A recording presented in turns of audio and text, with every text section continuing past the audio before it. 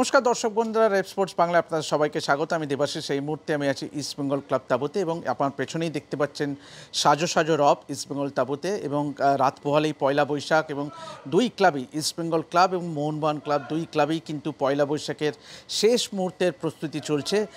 প্রথমে আগে ইস্টবেঙ্গল ক্লাব প্রসঙ্গে আসে। অবশ্যই আগামীকাল পয়লা বৈশাখের অনুষ্ঠান সকাল 9টায় শুরু হবে এবং যেখানে বার পুজোয় প্রথাগত যে বার পুজো, সেই বার পুজোয় অনুষ্ঠানে সামিল থাকবেন ইস্টবেঙ্গলের আগামী মরশুমের অধিনায়ক নাওরেম মহেশ সিং এবং সেই সঙ্গে কোচ অস্কার ব্রুজো।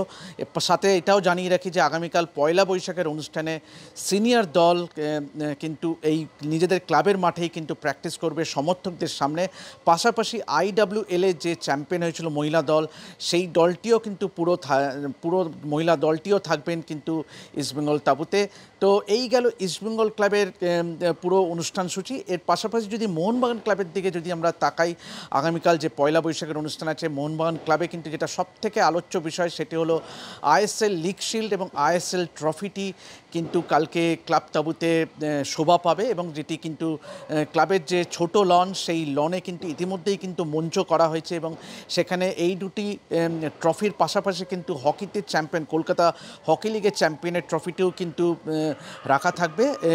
এর পাশাপাশি অবশ্যই কিন্তু আজকেই কিন্তু মুখ্যমন্ত্রী মাননীয় মুখ্যমন্ত্রী মমতা বন্দ্যোপাধ্যায়ের চিঠি, কংগ্রাচুলেটরি চিঠি কিন্তু আজকে ক্লাবে আসে এবং ক্লাব তাঁবুতে কালকে আগামীকাল ঢোকার আগেই কিন্তু দেখা যাবে বিশাল করে মুখ্যমন্ত্রীর শুভেচ্ছা বার্তা, যেখানে তিনি মোহনবাগান সুপার জায়েন্ট টিমকে কিন্তু শুভেচ্ছা জানিয়েছেন ISL এবং ISL ট্রফি ডাবল করার জন্য। ISL-এ কেননা ক্লাবের ইতিহাসে এই প্রথম যে একই মরশুমে দুটো ট্রফি জেতা।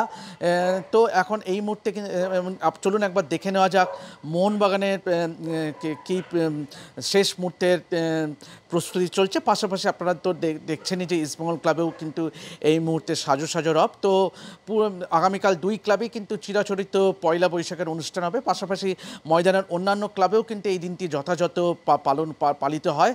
তো এইসব নিয়েই চলুন একবার দেখে নেওয়া যাক ইস্টবেঙ্গল ক্লাবের কিছু ভিজুয়ালস এবং সাথে মোহনবাগান ক্লাবেরও শেষ মুহূর্তের প্রস্তুতির কিছু ভিজুয়ালস।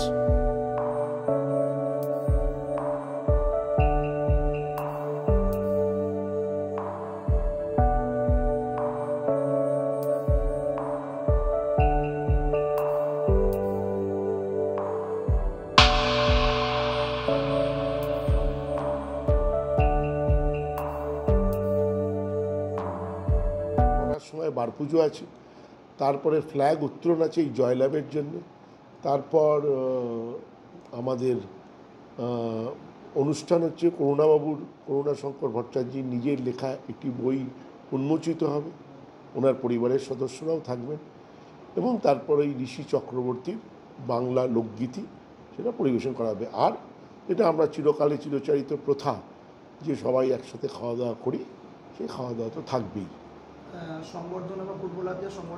না, ফুটবলাররা কেউ নেই এখন, কলকাতায় সবাই চলে গেছে।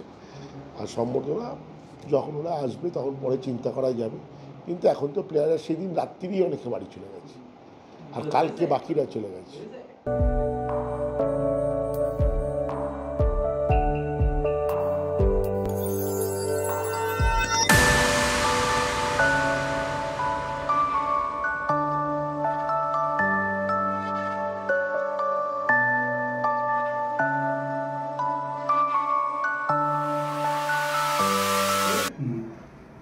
আমাদের মাঠে আমাদের সিনিয়ররা প্র্যাকটিস করবে, সিনিয়র টিমটা, এবং মহেশ আমাদের নেক্সট ইয়ারের ক্যাপ্টেন। ও পুজোয় বসবে, কোচ বসবে, আর আমাদের চ্যাম্পিয়ন্স ওমেন্স টিম তারাও প্রেজেন্স থাকবে। এন্টার ফুটবল টিম থাকবে, 13 থেকে সিনিয়র অবধি সবাই উপস্থিত থাকবে।